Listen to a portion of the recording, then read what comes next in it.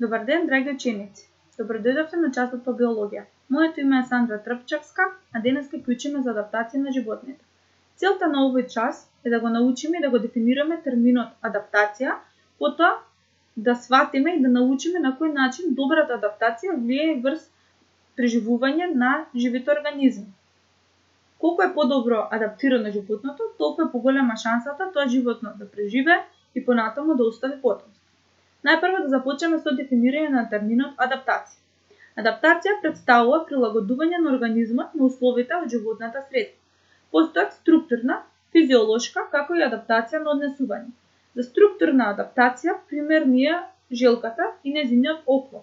Со помош на тој оклоп, желката се штити од предатор. Пример за физиолошка адаптација ни е камилата. Камилата има таква способност да ја регулира својата телесна температура во зависност од надворешните услови, односно во зависност од надворешната температура. Кога е поладна, нејзината телесна температура е пониска, а како расте надворешната температура, така расте нејзината телесна температура. Во однос на адаптација на однесување, пример ни е творот кој при опасност испушта непријатен мирис и на тој начин ги одбива непријателите. Подолу на слайдот имате два линка кои можете да ги проследите на крајот од часот и да научите некои интересни факти за адаптација на животните. Животните, освен поради овие причини, тие се адаптираат и за да може да си зачуваат доволно вода во телото, да одржуваат телесната температура, да се прикријат, да се камуфлираат и слично. Најпрво сакам да започнеме со адаптација за живот во пустина. На сликата ни е дадена камела. Таа интересно животно со висина околу 2 метри, а тежина околу 500 кг. Има светло кафена боја, тоа е со причина, поради тоа што оваа боја ги одбива сончевите зраци и спречува да доаѓа до прегревање на телото. Исто така има и карактеристично густо крзно, кое не дозволува да излегува водена пара преку порите, туку ја задржува на ниво на крзно и на тој начин му држи влага на телото. Кај камилата има и карактеристична грбка, која е богата со масти, доколку камилата преживее воден стрес, односно нема доволно вода во нејзината околина, овие масти се разложуваат и се формира метаболичка вода.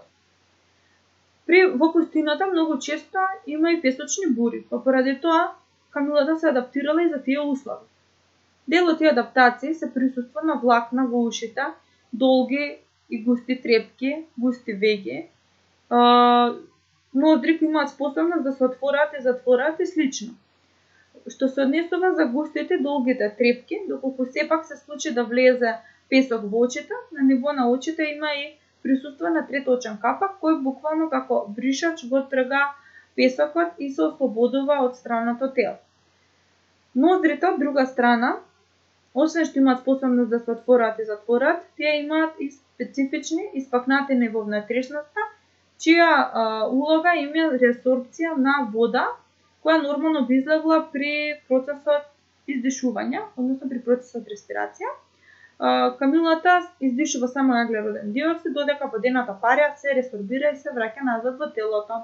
И на тој начин камилата многу малку губи од водата.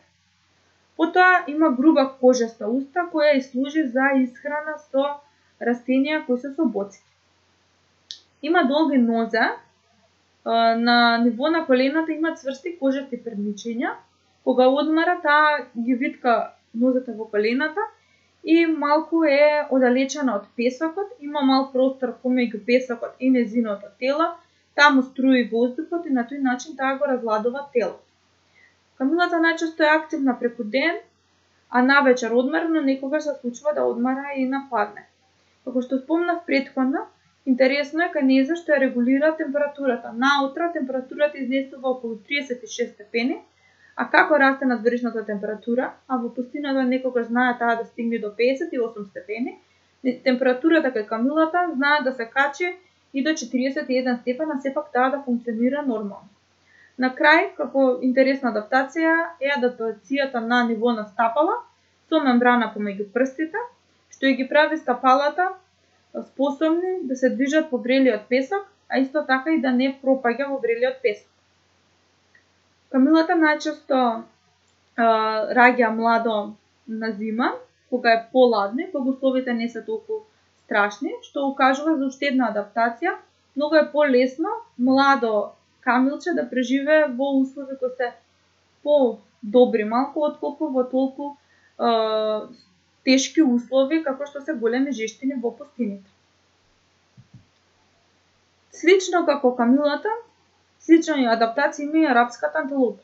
Како што можете да забележите, и арапската антилопа има светло крвно, чија улога е одбивање на сончевите зраци за да не дојде до прегревање.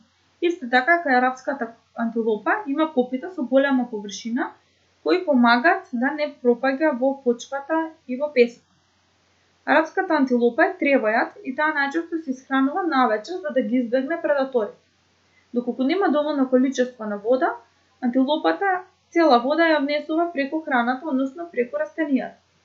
Доколку спомнав за камилата дека таа се потпира на колената и на тој начин остава простор помеѓу нејзиното тело и песокот, па така се разладува, кај антилопата е друг случај. Антилопата прави вздлабнувања кон поладните делови од песокот, легнува во тоа вздлабнување и на тој начин се разладува. Седна адаптација не е адаптација за живот во вода. Таква адаптација има морскиот лав. Морскиот лав представува крупно животно кое спаѓа во перконоги, има мазно вретено видно тело. Мажјаците стигаат до маса од 500 кг, но може да бидат и покрупни. Има светло сивкаста до кафеавкаста боја, но ние ќе ги објаснуваме сега адаптациите кои се однесуваат за да може да биде успешен во животот во вода.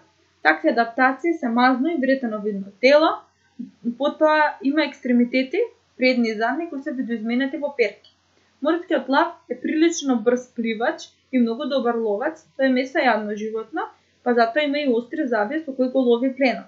Но кога ќе биде на копно, морскиот лав е малку побавен, па за таа цел свиткува задните перки кон стомакот и се движи со влечење само со предните перки.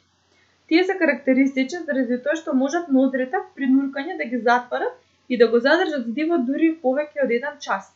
При задржување на здивот повеќе од 1 час ќе нив се случуваат и други промени, се успорува работата на срцето, како и се прави стеснување на крвните садови, со што би се трошало помалку кислород. И на тој начин тие се совршено адаптирани за животот во вода. Тука ги имаме сега адаптациите за живот во почва. На сликата ни е прикажан крт. Кртот представува мало животно, може да биде од 5 до кај 21 см и од маса до 17 грама. Крзното им е од светло кафено, темно кафено, сивкасто и црно. Имаат издолжено и округло тело. Нивниот живот се одвива во почва и тие најчесто роваат и копаат во почвата, па заради тоа имаат и шипи кои се лопатовидно проширени со канџи на врвовите. Тие имаат слабо развиен вид, но добро се развиени сетилото за мирис и допир. Задните екстремитети исто така се послабо развиени поради тоа што целата улога за копање ја преземале предните екстремитети. Интересно кај кртовите е тоа што и влакната им растат исправено, а не во некоја насока. Зошто? Затоа што при копање да не им пречат, туку едноставно да се насочуваат во таа насока во која се движи телото на кртот. Исто така кртовите имаат и краток опаш и отсуства или пак многу мали ушни школки. За крај сакам да повторим и да истражим.